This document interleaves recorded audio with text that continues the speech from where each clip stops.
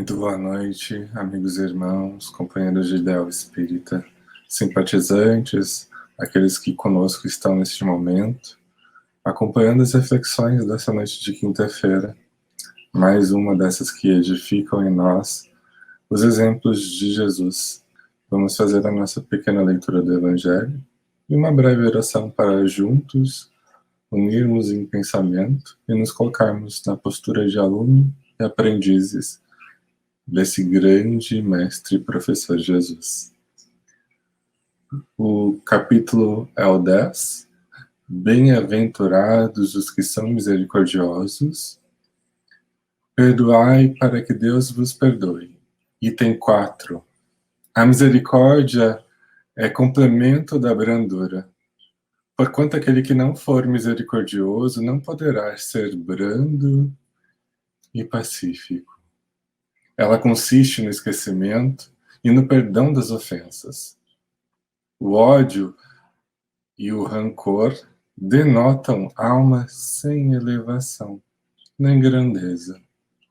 O esquecimento das ofensas é próprio da alma elevada, que paira acima dos golpes que lhes possam desferir. Uma é sempre ansiosa, de sombria suscetibilidade e cheia de fel. A outra é calma, toda mansidão e caridade. Ai daquele que diz, nunca perdoarei. Esse, se não condenado pelos homens, sê-lo-á por Deus. Com que direito reclamaria ele o perdão das suas próprias faltas, se não perdoa as dos outros? Jesus nos ensina que a misericórdia não deve ter limites. Quando diz que cada um perdoe ao seu irmão, não 7 vezes, mas 70 vezes 7 vezes. Há, porém, 2 maneiras bem diferentes de perdoar. Uma grande, nobre, verdadeiramente generosa, sem pensamento oculto, que evita, com delicadeza, ferir o amor próprio e a suscetibilidade do adversário, ainda quando este último nenhuma justificativa possa ter. A segunda é que o ofendido, ou aquele que tal se julga, impõe ao outro condições humilhantes de lhe fazer sentir o peso de um perdão que irrita. Em vez de acalmar, se estende a mão ao ofensor. Não o faz com benevolência, mas com ostentação, a fim de poder dizer a toda a gente: vede como sou generoso. Nessas circunstâncias, é impossível uma reconciliação sincera de parte a parte. Não há aí generosidade. Há apenas uma forma de satisfazer o orgulho. Em toda contenda, aquele que se mostra mais conciliador, que demonstra mais desinteresse, caridade e verdadeira grandeza da alma, granjeará sempre a simpatia das pessoas imparciais. Então, meus amigos, meus irmãos, com essa grande reflexão que nos mostra um caminho, uma verdade, acalmamos o nosso coração neste momento, mentalizamos a figura desse Jesus, desse irmão, professor, médico, a nos envolver com as suas vibrações doces, amigáveis, de quem olha em nós as nossas potências, as nossas virtudes, as nossas qualidades. E também saibamos, Senhor, olhar para nós e valorizar aquilo que temos de melhor. E aprendendo dessa maneira a sublimar aquilo que ainda temos de primitivo, de inferior, no nosso íntimo,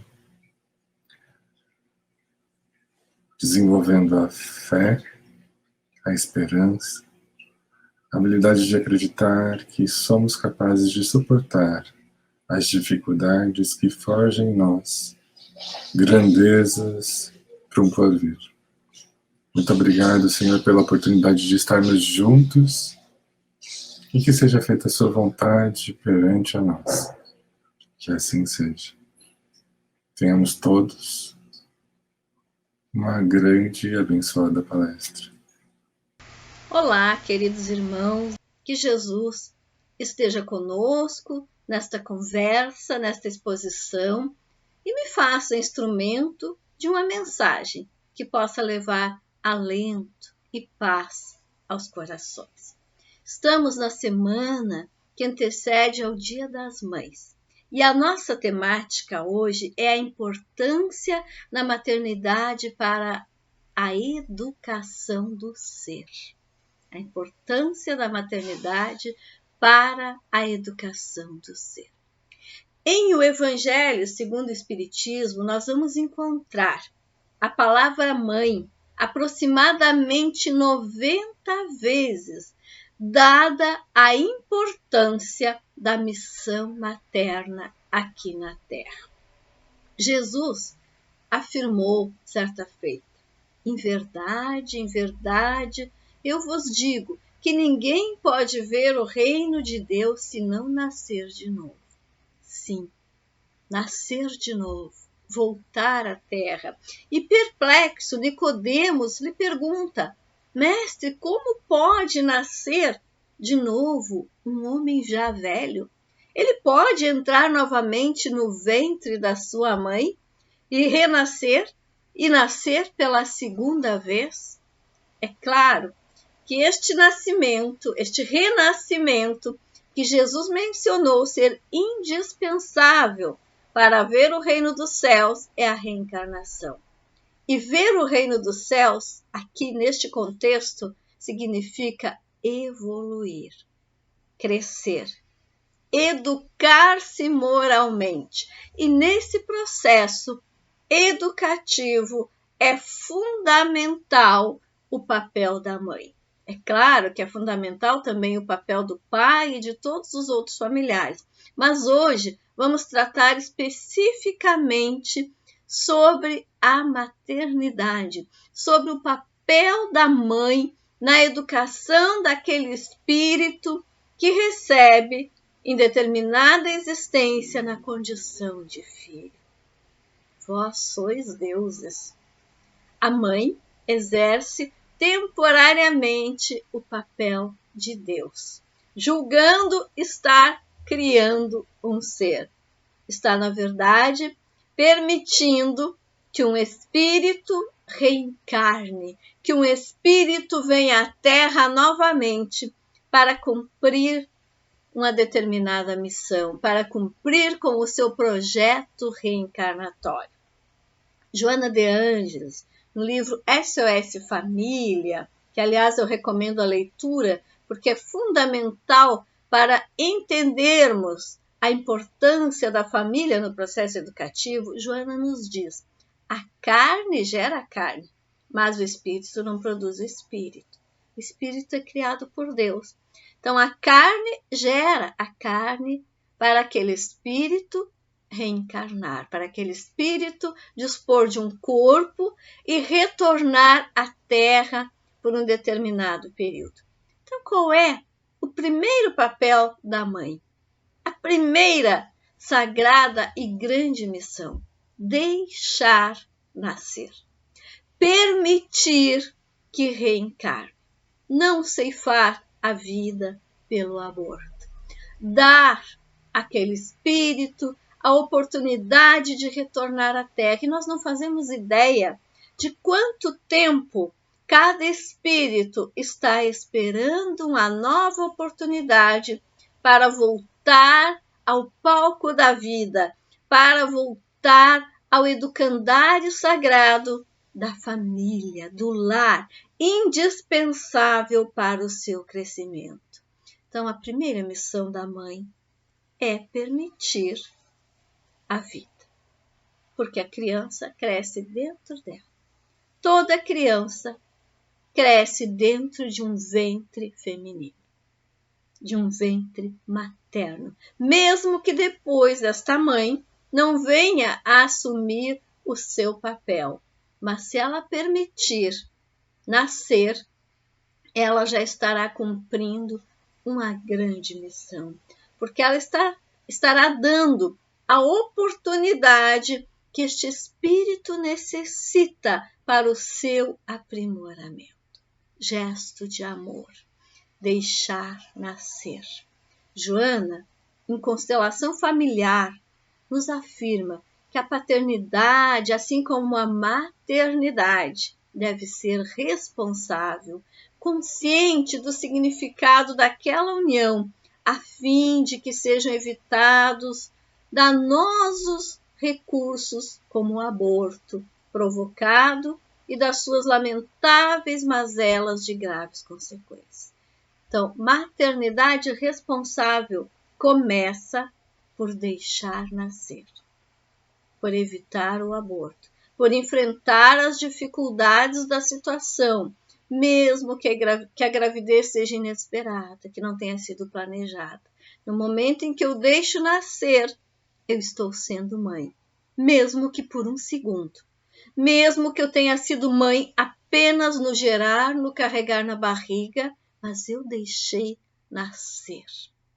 Eu pratiquei um dos atos mais nobres da minha existência. Eu permiti que outro espírito me usasse como instrumento para retornar ao seu processo educativo aqui na Terra. Renascer, nascer para ser educado, porque é na família que o espírito é reeducado, é aprimorado a cada nova encarnação. E educar para aquele espírito, para que ele possa aproveitar efetivamente a encarnação, para que ele possa cumprir a maioria dos seus propósitos, porque muitos estão se desviando da caminhada, porque muitos filhos não recebem a educação adequada e perdem a oportunidade reencarnatória para se melhorar. E o próprio Evangelho nos alerta. E vejam bem o que o Evangelho nos diz. A morte é preferível numa encarnação de 20 anos a esses vergonhosos desregramentos que pungem famílias respeitáveis, dilaceram corações de mães e fazem que antes do tempo embranqueçam os cabelos dos pais. Então, a encarnação, para valer a pena, precisa do processo educativo, precisa da disciplina, precisa do bom exemplo, precisa que sejam transmitidos os bons costumes, a ética, a moral, para que aquele espírito possa caminhar para se tornar o homem de bem que nós tanto esperamos ser, que todos nós queremos nos tornar, aquele homem de bem que nós desejamos que o nosso filho, que a nossa filha se torne efetivamente. Para isso, ele precisará ser educado, ele precisará de limites, ele precisará ouvir muitas vezes o não, que é para o seu bem, para que desenvolva o senso ético e moral, para que seja uma pessoa de bem.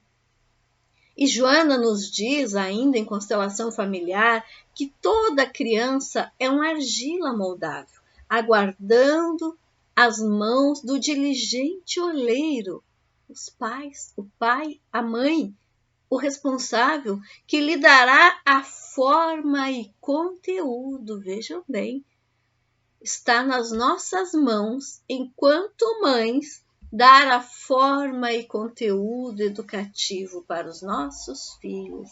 A paz do mundo, nos diz Joana, depende da educação da infância, porque as crianças precisam se tornar adultos pacíficos. E é na fase da infância, enquanto pequeninos, que eles estão moldáveis, como nos diz a Joana, que eles aceitam a nossa influência, que eles escutam e assimilam as nossas lições. Quando se tem uma mãe amorosa, dedicada, que nos dá carinho, que nos dá amor, que nos dá limite, impedindo que nós venhamos a cair na ribanceira dos desregramentos, nós nos tornamos adultos mais saudáveis. É no lar que começa o trabalho da edificação moral, para que nós possamos agir bem no convívio social. Se nós somos educados em casa, assim seremos no convívio social. Se todos forem educados em casa, o mundo se tornará melhor, porque terá adultos melhores, porque terá adultos pacíficos, porque terá adultos que respeitam o seu próximo na convivência. A educação, nos diz ainda a nossa amiga Joana, deve visar a pacificação interna dos tormentos. Então, a mãe deve ser paciente, pacificadora, aquela que acalma. Então, mãe rima com bálsamo de amor. Quando são pequeninos, a gente costuma brincar que o beijo de mãe cura tudo, todas as dores, todos os tombos. Mas, de certa forma, é verdade. Porque espiritualmente, o carinho de mãe, o afeto, a dedicação, a presença cura muitas dores para o espírito. Muitas dores que ele traz de existências pregressas e que, ao receber o amor materno, vão cicatrizando, aquelas feridas vão se fechando e aprendemos a confiar novamente no afeto. Aprendemos que alguém se preocupa conosco, observamos que aquele ser está ali para nos cuidar, nos vigiando para que não venhamos a nos perder nos descaminhos. Então, a convivência maternal, o contato da mãe com os filhos contribui para dar a eles a segurança emocional. E é essa segurança, esse porto seguro, que dá à criança a alegria de viver. Porque geralmente, uma criança que não tem mãe, que não tem afeto de mãe, se torna mais entristecida, a não ser que alguém assuma este papel e lhe dê o afeto perdido, terá mais dificuldade para se autoafirmar, terá carência afetiva, terá dificuldade de amar. Então, o afeto de mãe ou de alguém que faz este papel, porque não estamos aqui falando exclusivamente do vínculo consanguíneo, é indispensável. Mãe é aquela mulher que ama, que se dedica àquela criança, que a educa, que entrega a ela as horas do seu dia para que se alimente, para que tenha saúde, para que tenha uma roupa quente, um bom agasalho, para que tenha o alimento, para que vá à escola, para que cumpra com os seus deveres. E para nós mães, os nossos filhos são sempre anjos que Deus nos entregou. O próprio Evangelho nos diz, para uma mãe, seu filho é sempre um anjo. E assim era preciso que fosse, para lhe cativar a solicitude. Então eles nascem pequeninos, indefesos, parecem anjinhos, para cativar o nosso amor, para cativar o nosso cuidado, para despertar a nossa simpatia, para aumentar os nossos vínculos espirituais. Nós não teríamos o mesmo devotamento, nos alerta o Evangelho, se em vez da graça ingênua nos deparássemos nas crianças sobre o traço infantil, um caráter viril e ideias de um adulto, e ainda menos se nós conhecêssemos o seu passado espiritual. Então a criança renasce, ingênua, meiga, doce, com todo um passado espiritual esquecido, com as suas personalidades anteriores adormecidas, maleável, educável, aceitando, necessitando do carinho da mãe para crescer saudável, para se equilibrar espiritualmente. E esta imagem ingênua é aquela imagem delineada por Jesus, porque ele queria que todos os homens fossem a ele com a confiança daqueles ventezinhos de passos vacilantes, cujo chamamento ele conquistava e atraía para ele. E assim ele pede que nós olhemos para as crianças como seres que necessitam do coração de mãe. Que nós olhemos para todos os seres, na verdade, com o olhar de mãe. Mas se por ora não conseguimos, que olhemos para os nossos filhos. Que olhemos para aqueles que nos são confiados, que estão sob a nossa responsabilidade com esse afeto incondicional. Porque um dia, quando todos nós evoluirmos, nos olharemos a todos uns aos outros com o mesmo afeto que olhamos hoje as nossas crianças, ou seja, como alguém que necessita de perdão, como alguém que precisa ser cuidado, como alguém que precisa ser educado. Então, mãe é amor incondicional. É aquela que ama sem exigências, é aquela que abre mão de si mesma, é aquela que se entrega, é aquela que deixa os próprios projetos para depois, para cuidar daquele entezinho querido. Esse dever de amar incondicionalmente se estende, claro, naturalmente a todas as pessoas que fazem o papel de pai ou de mãe, mesmo não tendo gerado no seu ventre. E tanto mais mérito tem, quanto menor é a obrigação desse devotamento. Então, nós somos pais, nós somos mães daquelas crianças que nos são confiadas, seja o filho biológico, seja o filho adotivo, seja o sobrinho, seja o aluno, seja o filho do conhecido, aquela criança que nos pede socorro, aquela criança que nos pede amor, a criança abandonada que nos pede ajuda. Todos esses esperam o nosso amor materno, o nosso amor incondicional.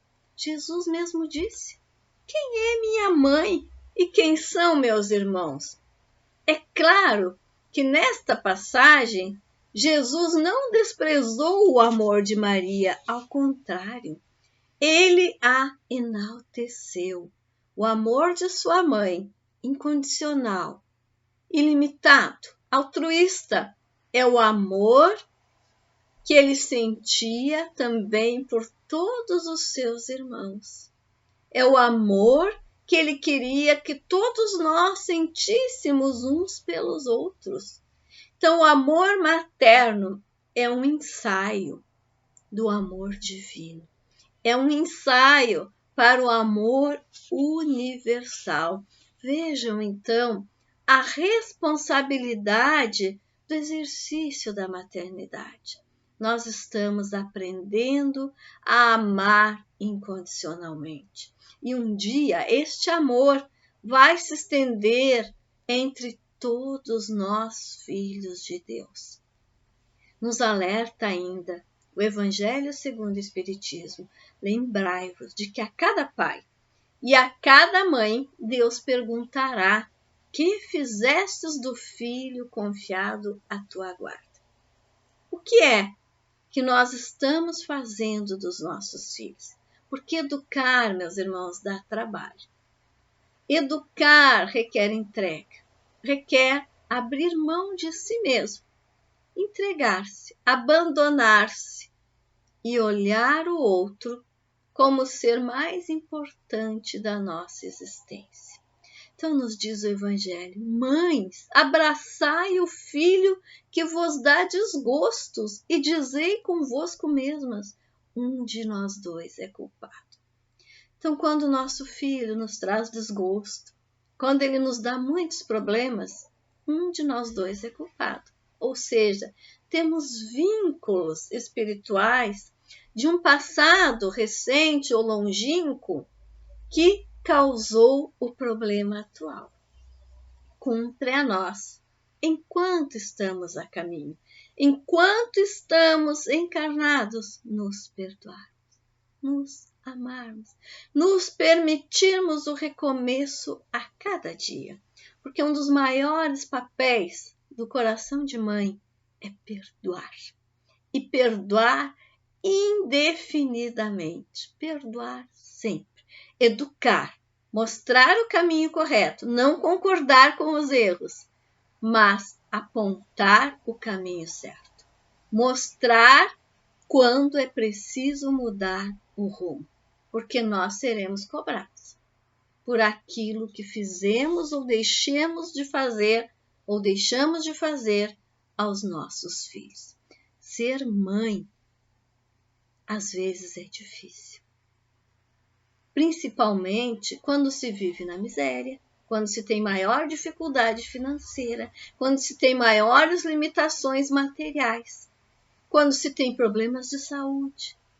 Enfim, em qualquer limitação pessoal maior, se torna mais difícil ser mãe. Também é mais difícil ser mãe dos filhos que têm limitações de saúde, limitações de comportamento, limitações de afinidade dentro do lar. É mais complexo e requer mais paciência, requer mais fé, mais persistência, mas seremos mais recompensados ao conseguirmos guiar aquele filho que nos traz mais problemas, ou conseguirmos guiá-lo quando temos mais limitações pessoais. É um desafio, mas nós sabemos que nada acontece ao arrepio das leis naturais. Tudo decorre da lei de causa e efeito.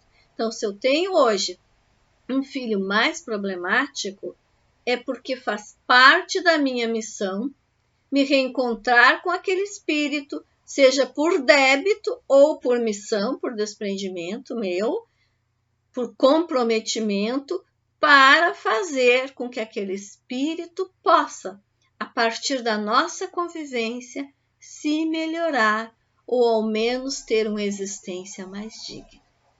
Porque às vezes, numa só vida, não é possível modificar totalmente o comportamento. Mas como me dizia alguém do passado, nunca devemos desistir dos nossos filhos. Jamais. Enquanto estivermos encarnados a caminho, é preciso tentar ajudar, é preciso tentar educar esses espíritos.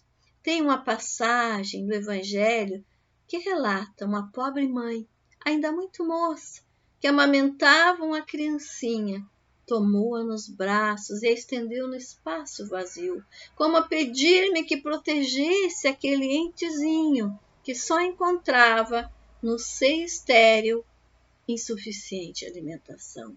Quantas mães, neste momento, erguem os braços a Deus em rogativa porque não tem o alimento para oferecer aos seus filhos, porque não tem recurso para vesti-los, porque não tem recurso para pagar a eles a educação formal, porque vivem em extrema miséria, mas nem por isso deixam de amar.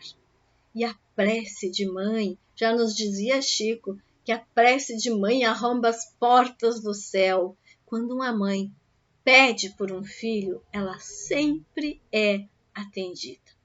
Há sempre um socorro. A espiritualidade atende porque aquela prece vem do coração, porque aquela prece vem do verdadeiro amor, porque aquela prece vem da abdicação de si mesma, daquela que pede tudo para o filho e nada para ela, esquecendo-se de si mesma.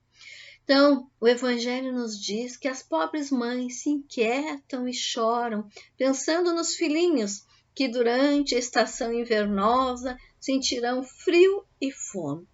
Tende paciência, infortunadas mulheres. Tende paciência, orai, trabalhai, vigiai, continuai, porque Deus as atenderá. E tudo se modifica debaixo do sol.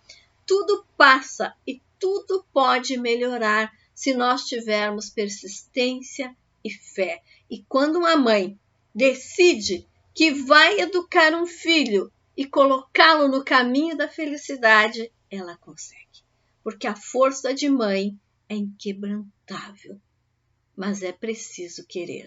É preciso acreditar. É preciso confiar em Deus. É preciso amar e lutar sem cansar, para que os filhos não se tornem órfãos de mãe. Existem aqueles que são órfãos de mães vivas, que não se preocupam, que não educam, que só pensam em si mesmas, que se dedicam aos prazeres mundanos e esquecem a sua prole, porque a criança requer dedicação. E tudo isso nos desgasta. Exige o nosso tempo, exige a nossa presença, exige o abraço apertado, a conversa. E a conversa nem sempre é fácil, pode ser difícil. Mas existem também os órfãos, efetivamente, os que não têm mãe para cuidá-los.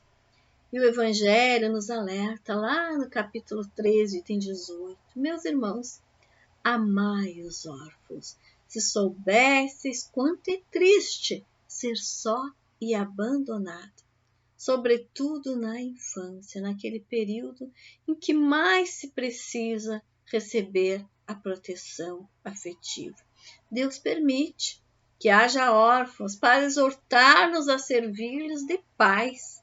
Que divina caridade amparar uma pobre criaturinha abandonada, evitar que sofra fome e frio, dirigir-lhe a alma a fim de que não se desgarre para o vício. E aqui nós podemos acalentar de diversas formas. Podemos apadrinhar uma criança de uma instituição, levando a ela uma visita, um presente, o sustento para os seus estudos. Podemos conversar com a criança que nós sabemos que não tem a conversa de mãe e bem aconselhar.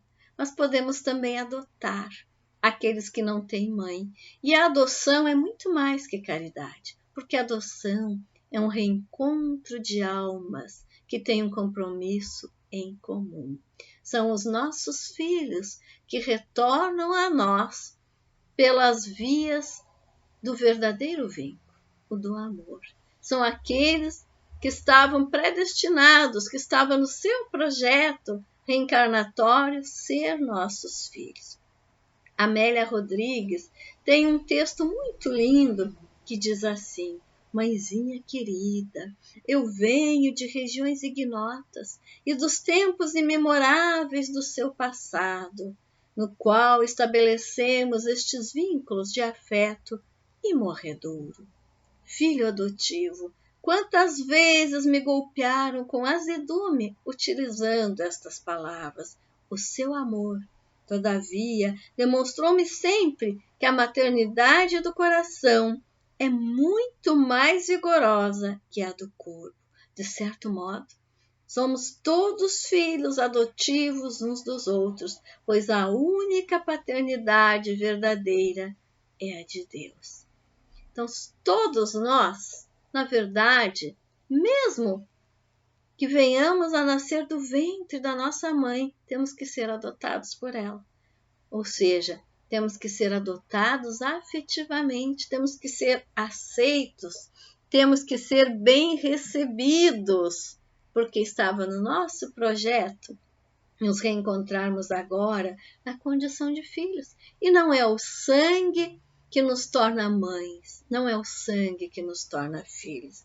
Herculano Pires também nos lembra, não é o sangue que nos irmana, mas o espírito. E ele vai além, ele diz: os laços consanguíneos são ilusórios e efêmeros.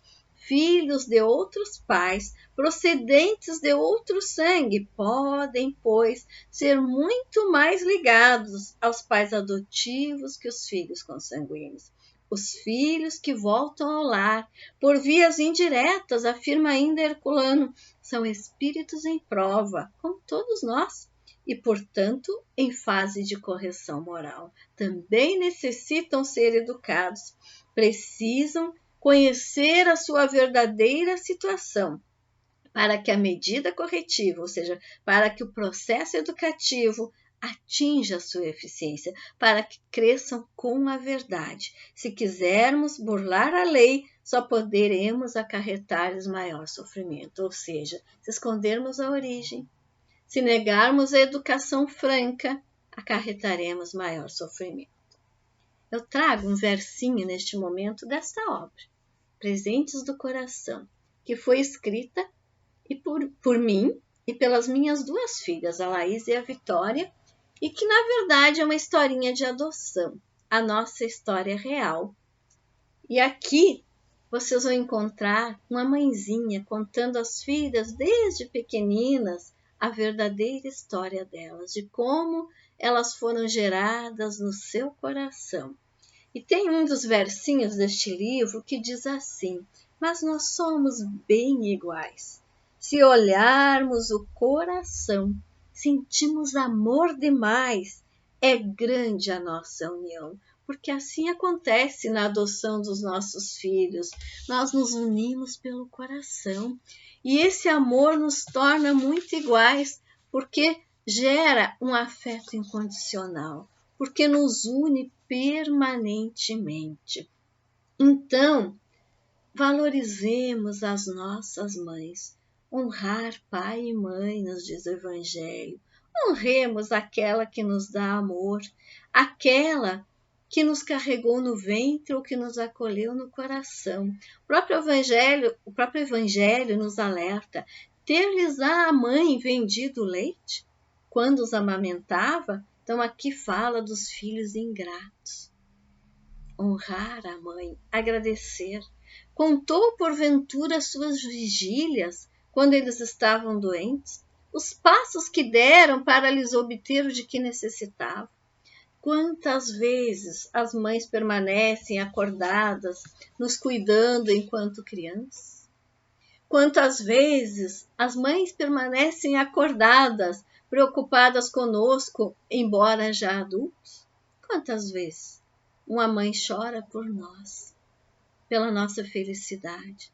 Quantas vezes as mães choram pelos nossos erros, mas choram também pela nossa felicidade?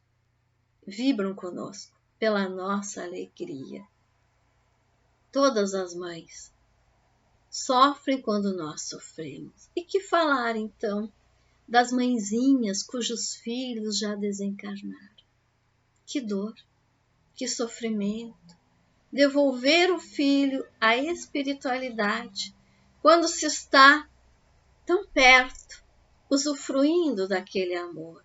Pois o Evangelho nos diz: mães, sabei que vossos filhos bem amados estão bem perto de vós. Sim, muito perto. Porque o amor não separa jamais. Quando nós constituímos vínculos de afeto verdadeiro, mesmo com o desencarne do filho ou das mães, a união permanece. E nós sentimos a presença e nos conectamos em pensamentos e continuamos a orar uns pelos outros de ambos os planos. Então, o amor verdadeiro entre mãe e filho é incorrompível, é indissolúvel e nos tornamos inseparáveis. Mas nós sabemos que dói. O poeta Khalil Gibran, na obra O Profeta, ao falar dos filhos, nos diz aquela reflexão já conhecida: vossos filhos não são vossos filhos. São os filhos e as filhas da ânsia da vida por si mesmo. vem através de vós, mas não de vós. E embora vivam convosco, não vos pertence. Então, nós queremos que eles sejam nossos, e aqui dentro do coração eles são, mas eles têm ânsia de viver, eles têm ânsia de crescer e ir para o mundo. E às vezes vão embora deste mundo, deste plano, infelizmente antes de nós. Às vezes mudam de cidade, moram longe, e nós ficamos na expectativa, torcendo para que acertem na vida adulta, para que sejam felizes, para que estejam unidos a nós, para que não nos esqueçam, para que saibam que nós os amamos, que nós fizemos o melhor que pudemos para torná-los seres melhores, tentando cumprir o nosso dever. A missão de mãe passa principalmente pelo dever. É claro que passa primeiro pelo amor, pelo afeto, mas a seguir, esse afeto passa pelo dever. E o Evangelho nos diz que o dever é o mais belo laurel da razão. Descende desta como de sua mãe, o filho. Então, todos nós temos que cumprir o nosso dever. O homem tem de amar o dever, não porque preserve de males a vida, ou seja, nós teremos problemas, mesmo cumprindo o nosso dever. Toda a humanidade está sujeita, mas o dever confere à alma o vigor necessário ao seu desenvolvimento. Quando nós cumprimos o nosso dever de mãe, quando nós amamos, quando nós guiamos, quando nós cuidamos, quando nós educamos, quando nós apontamos o erro, quando estão errados, nós cumprimos o nosso dever. E isto às vezes nos dói, nos dilacera, nos dá trabalho, nos cansa, nos massacra, nos traz muitas lágrimas, mas é necessário, é indispensável, faz parte da nossa missão. André Luiz nos diz: a maternidade é a plenitude do coração feminino que norteia o progresso. Nós estamos norteando o progresso. Nós, mães, estamos educando a humanidade. Vejam a responsabilidade. A gravidez biológica tem 9 meses. A gravidez do coração é indefinida. Quando se decide adotar um filho, não sabemos quanto tempo vamos esperar. Mas toda gravidez é um processo de maturidade para esperar os nossos filhos. E não importa a idade em que chegam até nós. Mas quando chegam, nós vamos fatalmente querer alavancar o progresso daqueles seres que nos foram confiados. E nós teremos que fazer a nossa parte. Então, André Luiz continua nos dizendo: está no amor aos filhos a essência do amor universal, de todo amor. Concepção, gravidez, parto, adoção, devoção afetiva representam estações difíceis e belas de um ministério divino, sempre nos é legado por Deus. Láurea celeste na mulher de todas as condições, define o indерrogável recurso à existência humana, reclamando paciência e carinho, renúncia e entendimento. Sem a maternidade, nós não renascemos. Maternidade esperada, aquela que é planejada, em que ficamos felizes, em que fazemos enxoval, em que esperamos, em que sonhamos. Maternidade imprevista, aquela que acontece em decorrência das leis naturais, mas que nos pega de surpresa. Não abortar, deixar viver, deixar nascer. Maternidade aceita, maternidade madura, maternidade hostilizada, quando não é o momento, quando não temos recursos, mas mesmo assim ficamos felizes, aceitamos.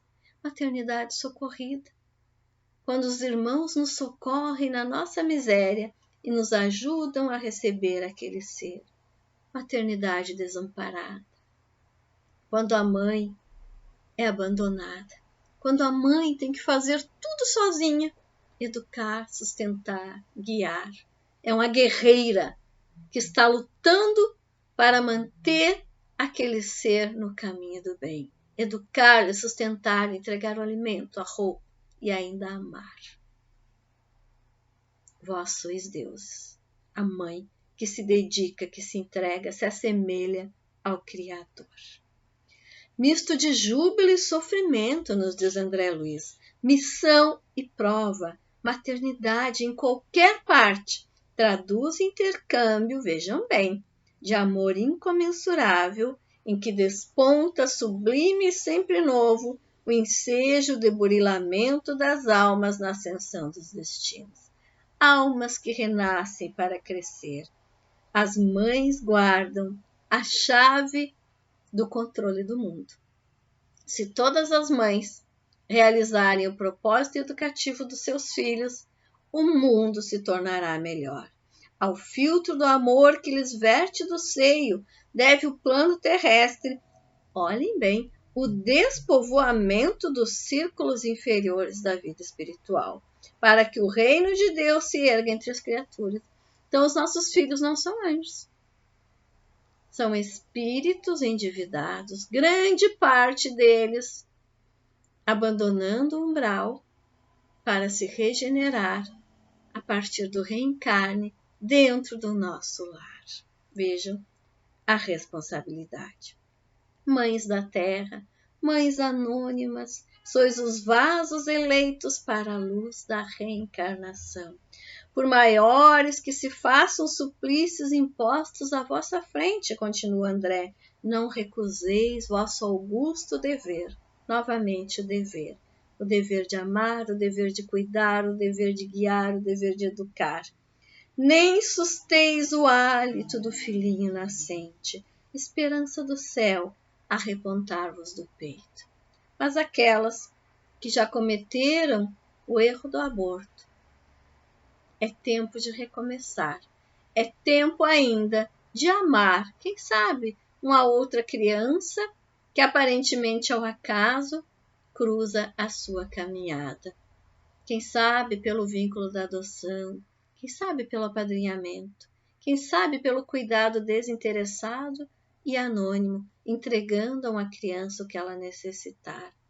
Quem sabe por aí não vem o resgate desse tão grave erro, porque todos nós somos perdoados por Deus e todos nós temos uma nova oportunidade.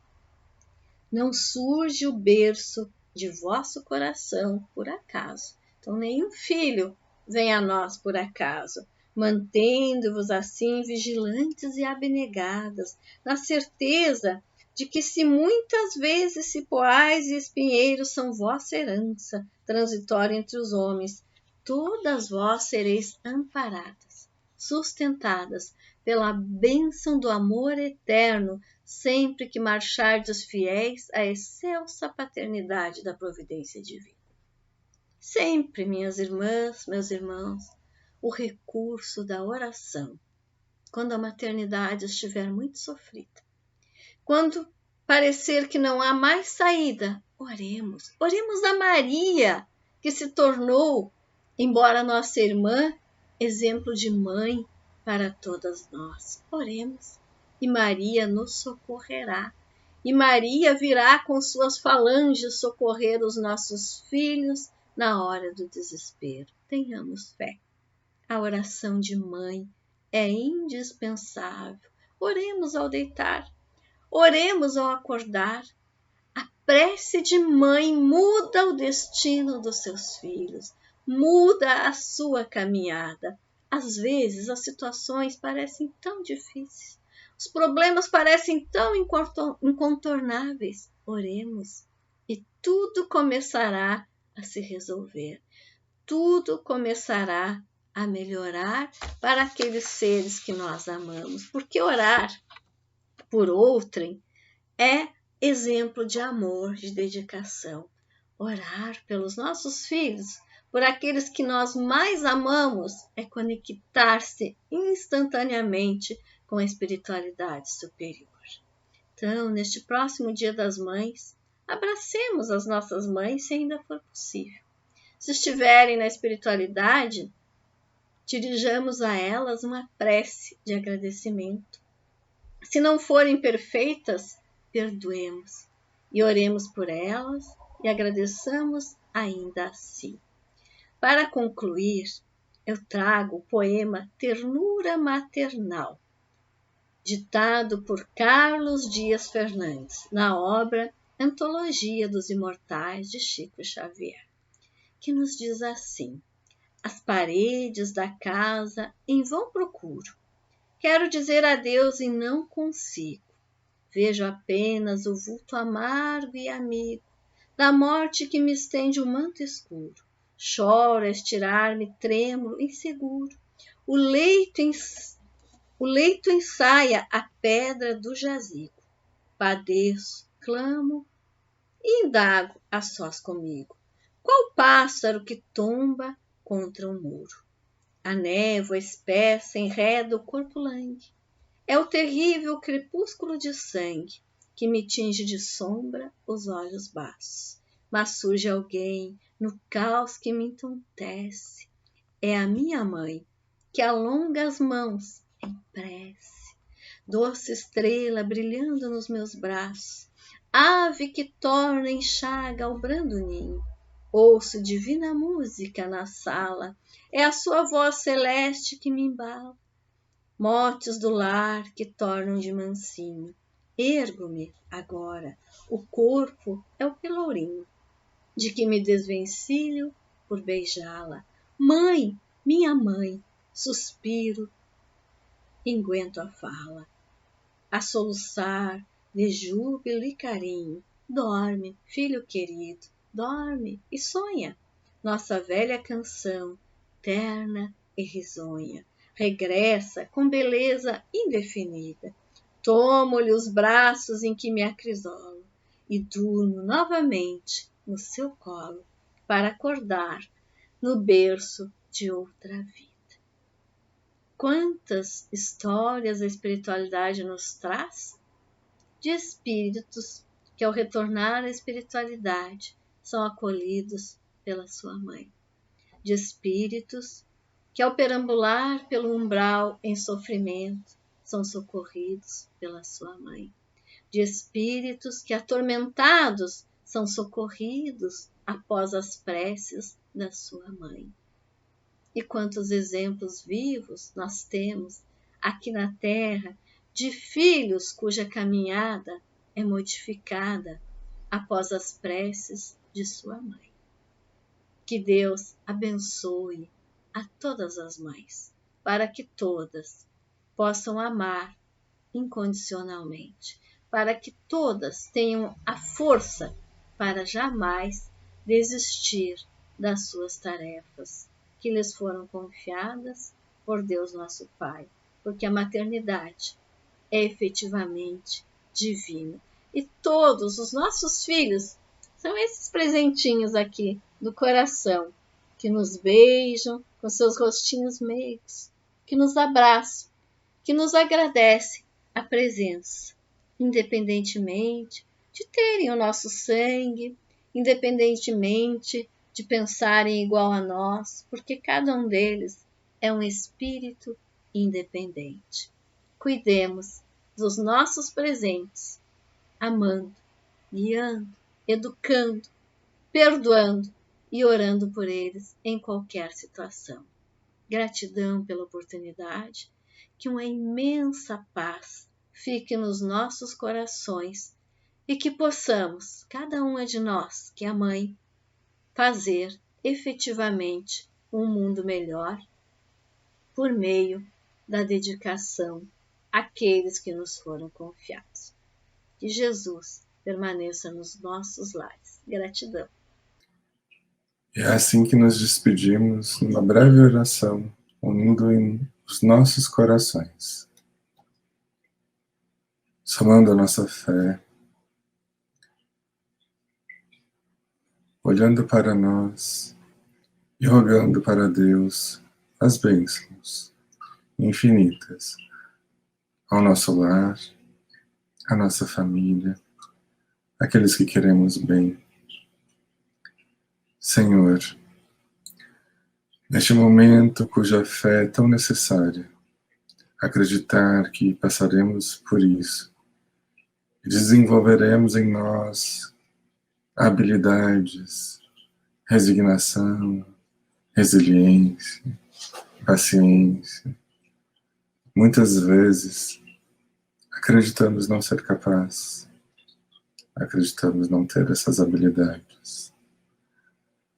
Mas com a fé, sabendo que somos assistidos, inspirados, orientados, e que muitas das vezes, Senhor, você nos carrega no colo, tendo essa certeza, tendo a sabedoria de que o amanhã será melhor do que hoje, prosseguimos. Prosseguimos tentando nos conectar cada vez mais aos seus ensinamentos de amor, amando-nos para amar o próximo, assim como tu nos ensinou. Agradecendo pela oportunidade, agradecendo pelas dificuldades que forjam em nós ferramentas, habilidades, trabalhadores de tua seara. Por isso rogamos que seja feita a sua vontade perante a nós e que saibamos compreendê-las. Que assim seja. Muito obrigado, tenham todos uma excelente noite e até mais. Tchau.